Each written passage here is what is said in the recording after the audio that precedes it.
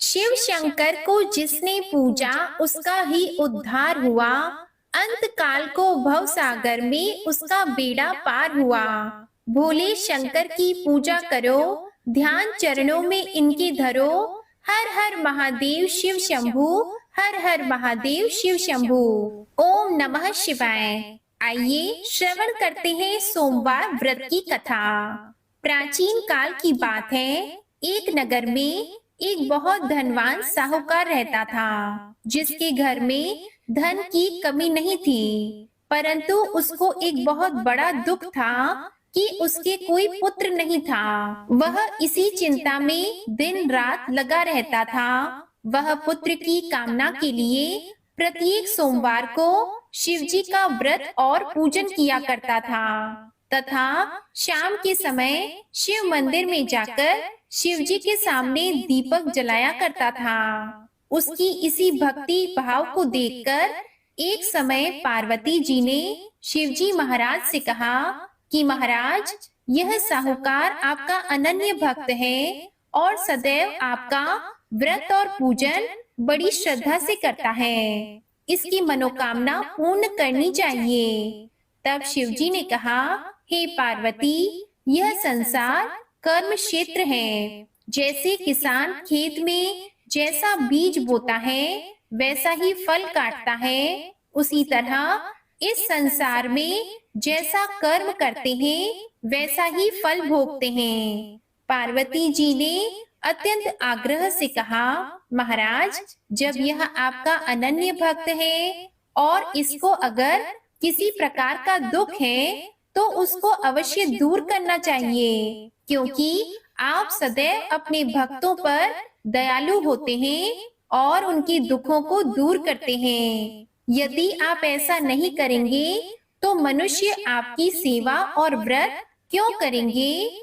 पार्वती जी का ऐसा आग्रह देखकर शिवजी महाराज कहने लगे, हे पार्वती, इसके कोई पुत्र नहीं है। इसी चिंता में यह अति दुखी रहता है। इसके भाग्य में पुत्र ना होने पर भी इसको मैं पुत्र प्राप्ति का वर देता हूँ, परंतु यह पुत्र केवल 12 वर्ष तक जीवित रहेगा। इसके पश्चात वह मृत्यु को प्राप्त हो जाएगा। इससे अधिक मैं और इसके लिए कुछ नहीं कर सकता। यह सब बातें साहूकार सुन रहा था। इससे उसको ना तो कुछ प्रसन्नता हुई और ना ही कुछ दुख हुआ। वह पहले जैसा ही शिवजी महाराज का व्रत और पूजन करता रहा।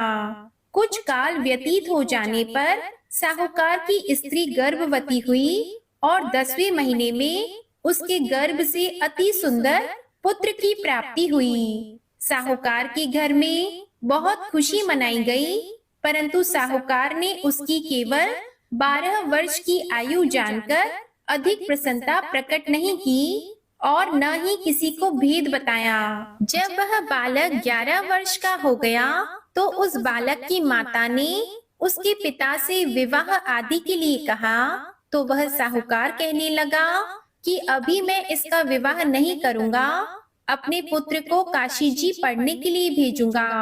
फिर साहूकार ने अपने साले अर्थात बालक के मामा को बुलाकर उसको बहुत सा धन देकर कहा, तुम मेरे बालक को काशी जी पढ़ने के लिए ले जाओ और रास्ते में जिस स्थान पर भी जाओ यज्ञ और ब्राह्मणों को भोजन कराते जाओ। वह दोनों मामा भांजे यज्ञ करते और ब्राह्मणों को भोजन कराते जा रहे थे।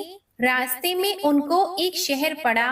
उस शहर में राजा की कन्या का विवाह हो रहा था। दूसरे राजा का लड़का जो विवाह कराने के लिए बारात लेकर आया था, वह एक आंख से काना था। उसके माता पिता को इस बात को लेकर बड़ी चिंता थी कि कहीं वर को देखकर कन्या के माता पिता विवाह में किसी प्रकार की अड़चन पैदा न कर दें। इस कारण जब उसने अति सुंदर सेठ के लड़के को देखा तो मन में विचार किया कि क्यों न दरवाजे के समय इस लड़के से वर का काम चलाया जाए। ऐसा विचार कर वर के पिता ने उस लड़के और मामा से बात की तो वे राजी हो गए। फिर उस लड़के को वर के कपड़े पहनाकर तथा घोड़ी पर चढ़ाकर दरवाजे पर ले गए और सब कार्य प्रसन्नता से पूर्ण हो गया।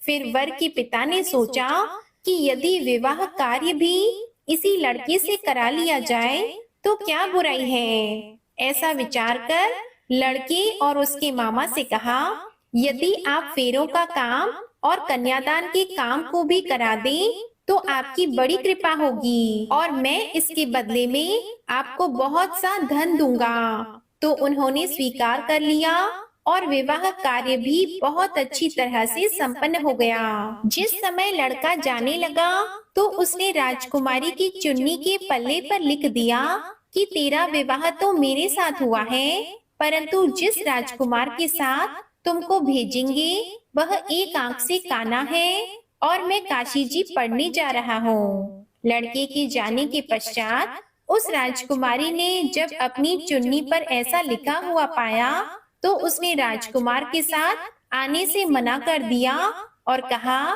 कि वह मेरा पति नहीं है, मेरा विवाह इसके साथ नहीं हुआ है, वह तो काशी जी पढ़ने के लिए गया है। राजकुमारी के माता पिता ने अपनी कन्या को विदा नहीं किया और बारात वापस चली गई। उधर सेठ का लड़का और उसका मामा काशी जी पहुंच गए। वहां जाकर उन्होंने यज्ञ करना और लड़के ने पढ़ना शुरू कर दिया।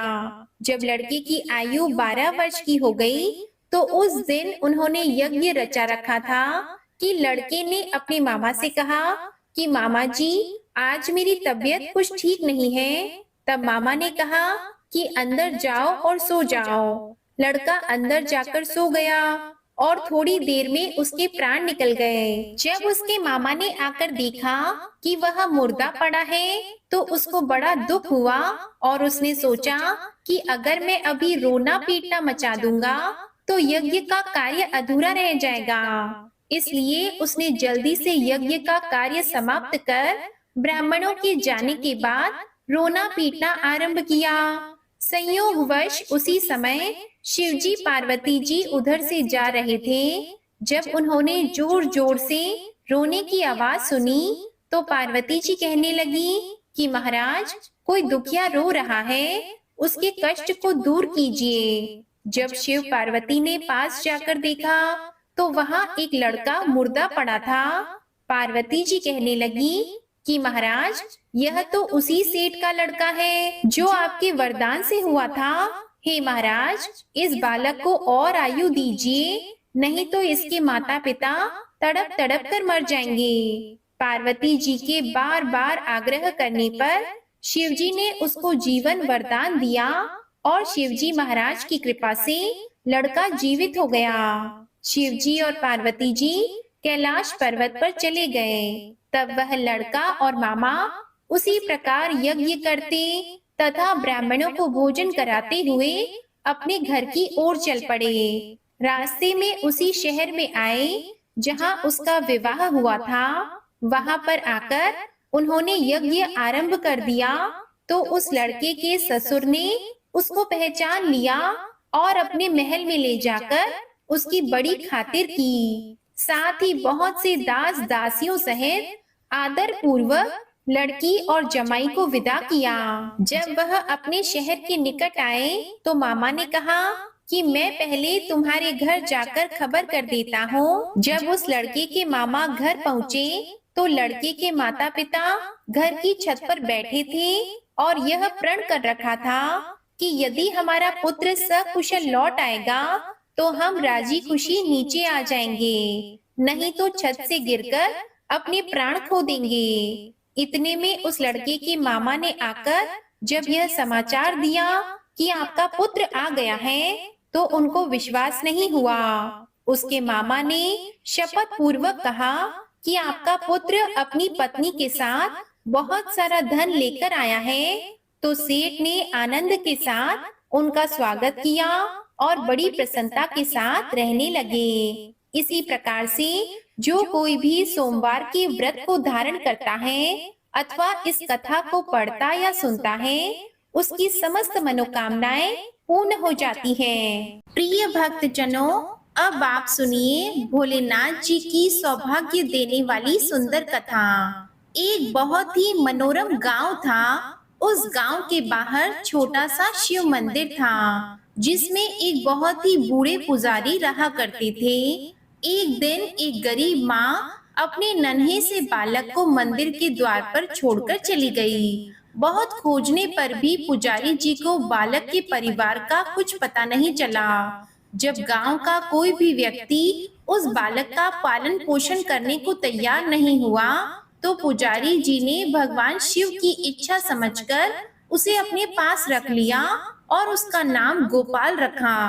गांव के श्रद्धालु भक्तों से जो कुछ प्राप्त होता, उसी से भगवान शिव का, पुजारी जी का और बालक गोपाल का किसी तरह गुजारा चलता था। यदि किसी दिन कम भी पड़ जाता, तो पुजारी जी बालक और भगवान को भोग लगाकर स्वयं गंगा जल पीकर रह जाते।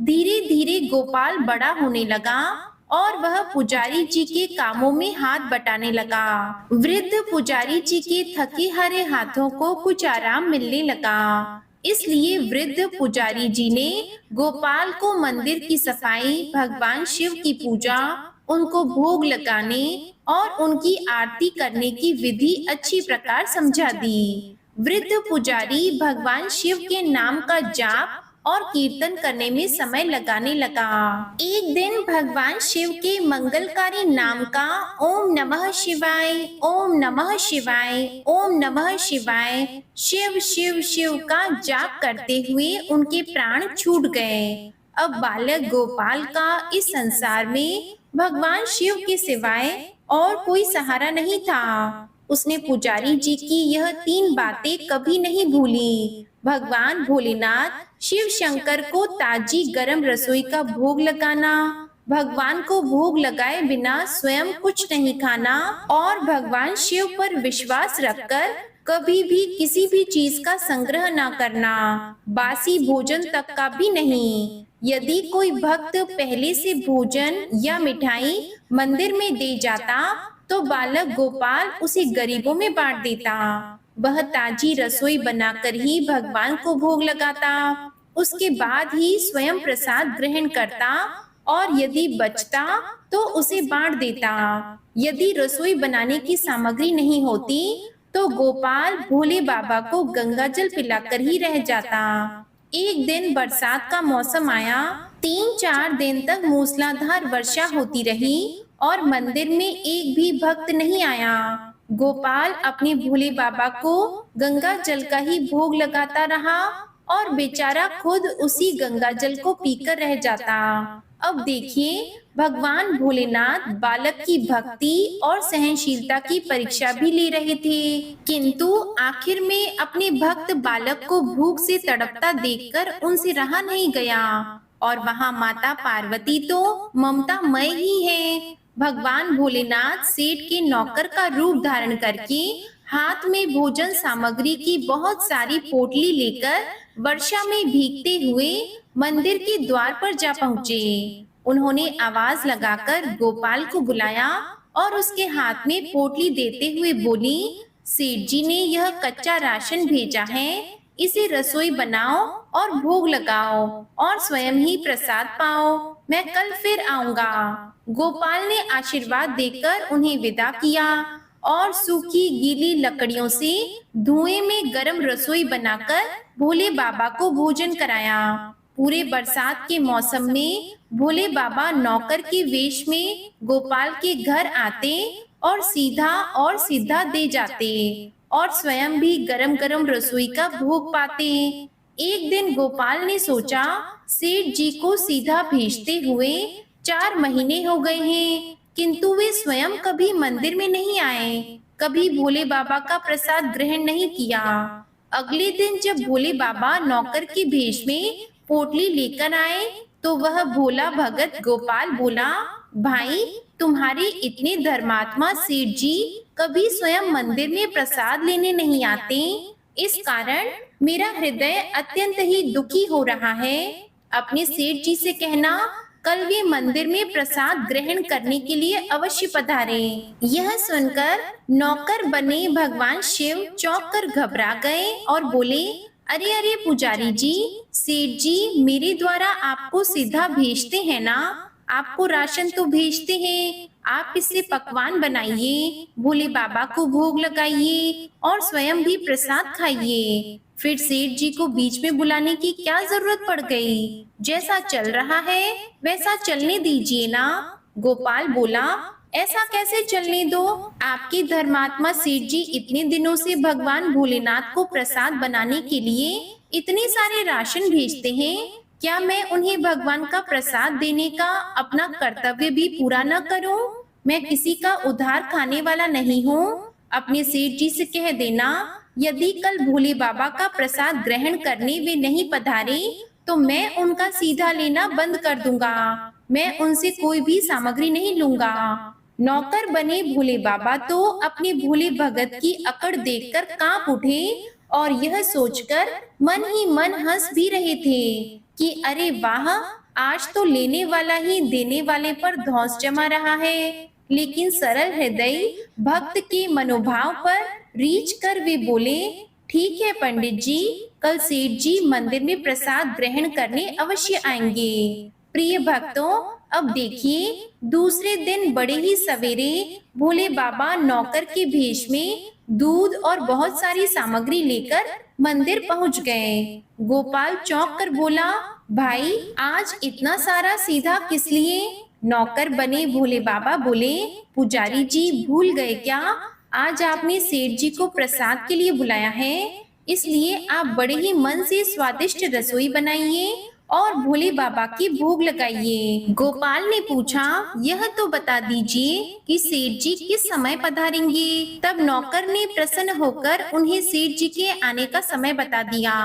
अब भोला भगत की इच्छा पूर्ण करने के लिए भोलेनाथ कैलाश पर्वत पर सेठ जी का रूप धारण करने लगे। उधर अपने स्वामी को अपने प्यारे भक्त के यहाँ खाने पर जाने का समाचार सुनकर ममतामयी अन्नपूर्णा माँ पार्वती भी भला कैसे पीछे रह सकती थी। वे भी पति की आज्ञा लेकर सेठानी जी का रूप धारण करने में जुट गई। भोले बाबा ने अपने गले में मुंडों की माला उतार दी, शरीर पर लगी भस्म, कमर पर पहना हुआ बागंबर, बाहों और कानों में पहने सर्पों के हार भी उतार दिए। उन्होंने एक मखमल का सुंदर कुर्ता धारण किया, अपनी जटाएं सीधी करके गंगा और चंद्रमा को उसमें छिपा लिया, ऊपर से एक सुंदर सी रंग बिरंगी पगड़ी भी पहन ली। सदैव नंगे पैर विचरण करने वाले हमारे शिव जी आज अपने पैरों में रेशमी जूतियां धारण कर चुके थे। हाथ का त्रिशूल और डमरू भोले बाबा ने नंदी के हाथ में थमा दिया और अपने हाथ में एक सुंदर छड़ी लेकर पार्वती जी की प्रतीक्षा करने लगे और खूब ठाट बाट से कैलाश पर्वत पर चहलकदमी करने लगे। उधर पार्वती जी जुटी थी अपने श्रृंगार करने में, क्योंकि महिलाओं की आदत है ना, वैसे ही उन्होंने आज अपने पतिदेव के नगर में बनी सुंदर नगरी काशी से बनारसी साड़ी पहन ली, जिसका रंग सेठ जी के कुर्ते से बहुत ही मेल खा रहा था। उन्होंने सोने, चांदी, हीरे के जगमगाते हुए आभूषण धारण कर लिए, अपने हाथ में बहुत ही सुंदर बना हुआ धन का थैला थमा लिया और भोले बाबा के बार बार आवाज लगाने के बाद श्रृंगार कक्ष से बाहर आईं। जब पार्वती जी और शिव जी ने एक दूसरे को सेठ सेठानी के वेश में देखा तो वे चकित होकर एक दूसरे को निहारते ही रह गए। दोनों एक दूसरे को देखकर निहाल हो रहे थे, कभी एक दूसरे का ऐसा स्वरूप नहीं देखा था। जब भगवान गौरी शंकर सेठ सेठानी का रूप धारण करके कैलाश से अपने भक्त के यहाँ दावत उड़ाने चले तो गणेश जी, कार्तिकेय, भगवान नंदी जी, ऋषि मुनि, देवता, देवांगनाएं आए। उन्हें देखकर ठगी से रह गए। उनकी भी तो इच्छा थी, परंतु क्या करते, बुलावा तो सिर्फ सेठ जी और सेठानी जी रूपी भगवान शिव जी और माता पार्वती को था। सेठ बने शिव जी अपने हाथ में ली हुई छड़ी को बड़े ही मजे से घुमाते हुए पृथ्वी पर टहलते हुए चल पड़े और उनके पीछे पीछे माता पार्वती, उनके पाँव की पायल जो छन छन मधुर ध्वनि करती हुई मंदिर में प्रवेश करती हैं। अपना भोला भगत जो कि गोपाल आज बहुत ही सुबह उठकर सेठ जी के स्वागत में भांति भांति के पकवान बनाने में जुटा हुआ था। अपने भोले बाबा का भोग वह चलते फिरते तो बना लेता था, किंतु आज उसे कई महीनों से भगवान को भोग लगाने के लिए सीधा भेजने वाले सेठ जी को प्रसाद जो देना था, अतः आज उसने अपनी सारी पाक कला झोंक डाली। उसने सेठ जी द्वारा भेजे हुए चावल धोकर खीर बनाई, सेठ जी द्वारा भेजे हुए पिस्ते, बादाम, केसर, चिरौंजी, किशमिश डाली और साथ ही बड़े प्रेम से आटा गूंथकर लोइयां बनाकर उससे पूरियां बनाई। रसोई बनाकर भोला भगत पुनः स्नान करने चला गया ताकि स्वच्छ वस्त्र पहनकर भोले बाबा को भोग लगा सके और सेठ जी उसका प्रसाद पा सकें। जब भोला भगत गोपाल स्नान करके लौटा तो देखा सेठ जी प्रसाद ग्रहण करने के लिए स्वयं तो आए ही हैं, संग में अपनी सेठानी जी को भी लाए हैं। दोनों का आदर सत्कार किया, उन्हें आसन देकर बैठाया और वह बोला, मैं अभी भगवान को भोग लगा कर आता हूँ, फिर आपको प्रसाद परोसूंगा।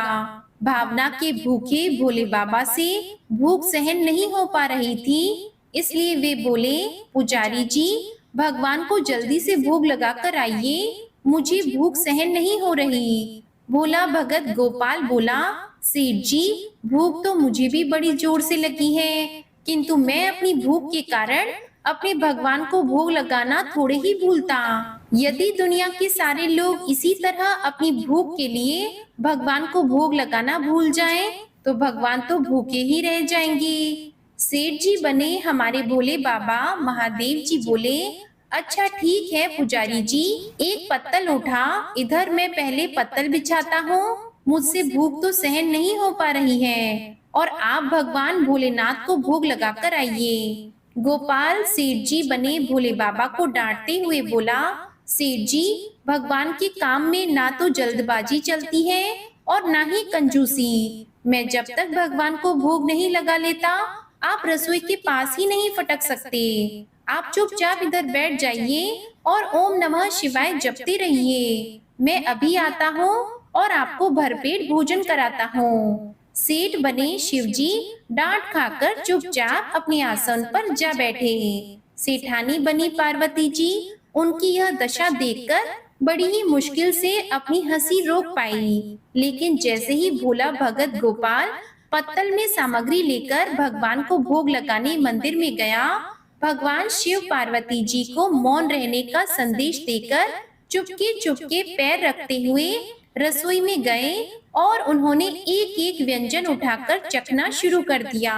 भोले बाबा तो प्रसाद को चखते ही चौंक गए। खीर में चीनी की जगह नमक भरा हुआ था, सब्जियों में चीनी भरी हुई थी। भोले बाबा ने रोटी का एक और तोड़कर मुंह में दिया, सी सी करने लगे क्योंकि रोटी में मिर्ची ही मिर्ची भरी थी। वे सी सी करते हुए उल्टे पांव भाग गए और अपने आसन पर जा बैठे। माँ पार्वती अपने स्वामी की यह हालत देखकर खिलखिलाकर हंस पड़ी। इससे पहले कि भगवान शिव जी पार्वती जी के सामने कुछ सफाई दे पाते, गोपाल ओम नमः शिवाय मंत्र का जाप करते हुए आ पहुंचा। उसने भोजन को रसोई में से निकालकर गंगा जल छिड़ककर प्रसाद मिलाकर पवित्र बना डाला और फिर सेठ जी के सामने पत्तल परोसकर हाथ जोड़कर बोला, सेठ जी अब आप जी भरकर प्रसाद खाइए। प्रिय भक्तों, भगवान शिव जी तो अभी अभी भक्त की भक्ति से भी जोरदार उसके हाथ की बनी हुई रसोई चख चुके थे, अतः उसे खाने की बात सुनकर उनके पसीने छूट गए। कभी वे गोपाल का मुंह देखते और कभी माता पार्वती को देखने लगते। गोपाल को सेठ जी की ढील बर्दाश्त नहीं हुई और बोला, सेठ जी अब आपको क्या हो गया? अभी अभी तो इतने उतावले थे, आपको भूख लगी थी, अब आप भोजन क्यों नहीं करते? अगर आप भोजन ग्रहण करेंगे तभी तो माताजी प्रसाद ग्रहण करेंगी और फिर मैं पाऊंगा। गोपाल की ललकार सुनकर भोले बाबा ने चुपचाप खीर का कुल्हड़ उठाया और सारी नमकीन खीर गटागट पी गए। कुल्हड़ खाली होने की देर थी कि भोला भगत गोपाल ने उसे झट से भर दिया। अपने प्रिय भक्त के हाथों से परोसे हुए भोग में भगवान को आज 2 गुना स्वाद लगने लगा। जगत जननी माता पार्वती भक्त और भगवान दोनों के प्रेम को देखकर मंत्र मुग्ध होती रहीं। जब सारी रसोई समाप्त हो गई तो भगवान ने एक जोरदार डकार ली। भोला को होश आया और बोला, सेठ जी, वाह, मैं ही बावला था जो इतनी थोड़ी सी रसोई बनाई। अरे मुझे पता होता कि आपको प्रसाद ग्रहण करना इतना अच्छा लगता है तो मैं और ज्यादा रसोई बनाता। भगवान शिव अपने पेट पर हाथ फेरते हुए सेठानी बनी पार्वती जी की ओर मुस्कुराते हुए बोले, पुजारी जी, मैं इतना रोज कहाँ खाता हूँ, किंतु आज प्रसाद इतना स्वादिष्ट बना था कि अपने पर वश ही न कर सका और खाता ही चला गया। किंतु तभी गोपाल रुआंसा होकर बोला, सेठ जी, अब तो आपने ठीक नहीं किया। माता जी तो भूखी ही रह गईं, अब वे क्या खाएंगी। ममतामयी पार्वती जी ने उस भोले भगत गोपाल को रूठा देखकर उन्होंने बची हुई खीर की 4 बूंदें अपने कंठ में डाल ली। भोले बाबा द्वारा भोग लगाने से प्रसाद में अलौकिक तेज और स्वाद भर गया था। ऐसी सुगंध और मीठी खीर चखकर जगत जननी तृप्त हो गई और उनके तृप्त होते ही सृष्टि का प्रत्येक प्राणी तृप्त हो गया। भोला भगत गोपाल बोला, सेठ जी, आपने और माता जी ने प्रसाद तो ग्रहण कर लिया, इससे मुझे बहुत ही संतोष हुआ। समझ लीजिए कि आप दोनों द्वारा प्रसाद ग्रहण करने से मेरा भी पेट भर गया। मेरी तो वैसे भी महीने में 4-4 एकादशी हो जाती है, किंतु मैं भी एक दाना ले ही लेता हूँ जिससे कि भगवान के प्रसाद का अनादर ना हो। यह कहकर जैसे ही गोपाल ने खीर के पात्र में लगा चावल का एक दाना उठाकर अपने कंठ में डाला, उसकी जन्म जन्मांतर की भूख प्यास मिट गई और समस्त वासनाओं और इच्छाओं की तृप्ति हो गई। उसके ज्ञान के नेत्र खुल गए और उसने देखा उसके सामने त्रिलोकीनाथ भगवान शंकर और जगत जननी पार्वती जी आशीर्वाद मुद्रा में मुस्कुराते हुए खड़े हैं। गोपाल दौड़कर उनके चरणों में लौटता गया और भक्ति पूर्वक अश्रुधारा बहाता गया। एक बार प्रेम से बोलिए, जय भोलेनाथ, ओम नमः शिवाय। हे भगवान शिव शंकर, जिस प्रकार आपने अपने उस भोले भक्त को दर्शन दिया, उसे कृतार्थ किया, वैसे ही अपने सभी भक्तों को करना। कहानी सुनने वाले, पढ़ने वाले और हुंकारा भरने वाले सबका कल्याण करना। ओम नमः शिवाय। जय माता जगत जननी, जय पार्वती माता। प्रेम से बोलिए, जय भोलेनाथ। उम्मीद है आपको सोमवार व्रत की कथा अच्छी लगी होगी। अगर ये वीडियो अच्छी लगी हो तो कमेंट में ओम नमः शिवाय जरूर लिखिएगा और चैनल सब्सक्राइब करके बेल आइकन भी प्रेस कीजिएगा। हर हर महादेव, जय भोलेनाथ।